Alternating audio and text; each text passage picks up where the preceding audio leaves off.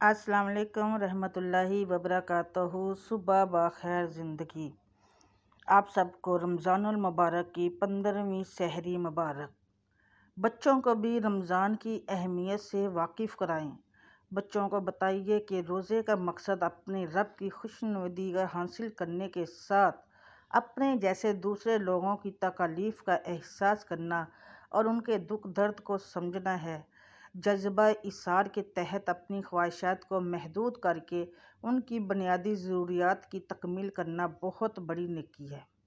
रमज़ानुल मुबारक के बाबरकत महीने में माँ बाप की ये ख्वाहिश तो होती है कि इनके नन्हे बच्चे भी रोज़ा रखें, लेकिन वो इन बच्चों के रोज़े को बेहतर और खुशगवार बनाने पर तवज्जो नहीं देते।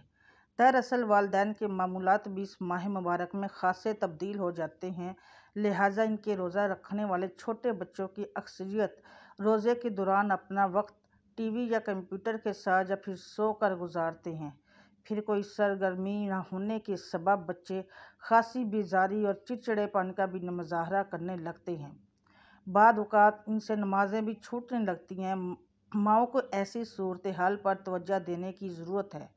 अगरचे बावर्ची खाने की मसरूफियात खासी बढ़ जाती हैं, लेकिन अगर इस जानब तवज्जो न दी तो फिर बच्चों में सारी उम्र के लिए ख़राबी पैदा हो सकती है। उसका हल उनके लिए दिलचस्प सरगर्मियाँ हैं ताकि मुस्तैद रहकर इनका रोज़ा भी अच्छा गुजरे और उनकी तरबियत भी हो। सबसे पहले तो इन अयाम में बच्चों के मामूलात को ख़ास तौर पर दुरुस्त कीजिए। जैसे आजकल लॉकडाउन के सबब स्कूलें बंद हैं, तो सहरी के बाद इन्हें नींदें पूरी करने दें। इन्हें हदायत करें कि वो सहरी के बाद सो जाएं ताकि दिन के वक्त फिर नींद ना आती रहे और नमाजें भी वक्त पर अदा हो जाएं।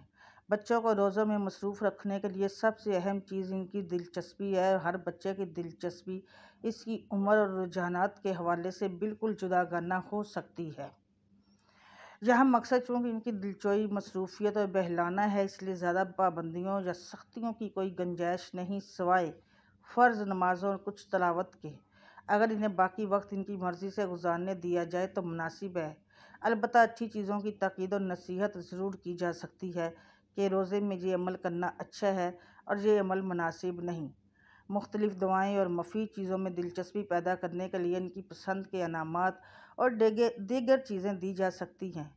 बच्चों को रोज़ाना फ़ज़ाइल रमज़ान और इबादत के मतल्लक़ भी बताएं, मसलन तरावीह, नवाफ़िल, शब कदर, एतकाफ़, रोज़े, नमाज, वज़ू के फ़राइज़ वग़ैरह। बच्चों को इबादत का पाबंद बनाएं।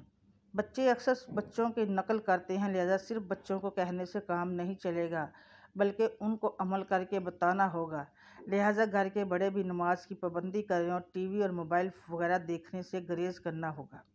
साथ बच्चों को अपने साथ नमाज पढ़वाएं, इनकी गलती की इस्लाह करें। इन्हें बताइए कि रोज़े का मकसद अपने रब की खुशनुदी हासिल करने के साथ साथ अपने जैसे दूसरे लोगों की तकलीफ़ का एहसास करना और उनके दुख दर्द को समझना है।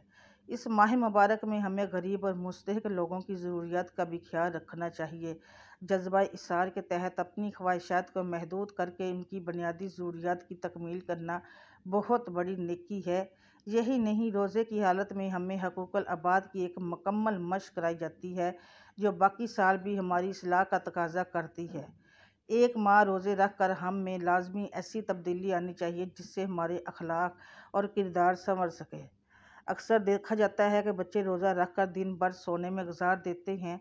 ऐसा हरगिज़ न होने दें, बल्कि बच्चे को रोज़े का असल मकसद समझाएं कि भूख और प्यास की शिद्दत महसूस करके इस बात का एहसास करना है कि किस तरह गरीब लोग भूखे रहते हैं।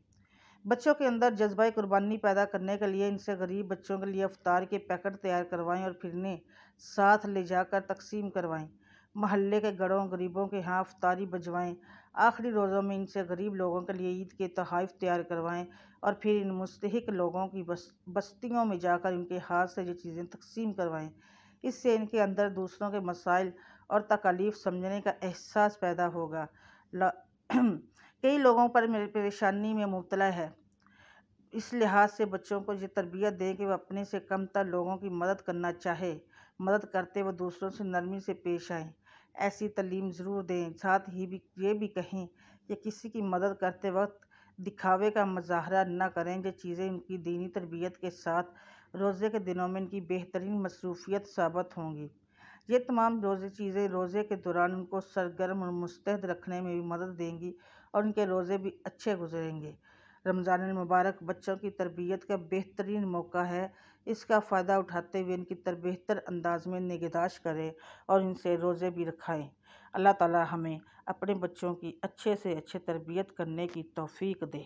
आमीन सुम्मा आमीन या रब्बुल आलमीन।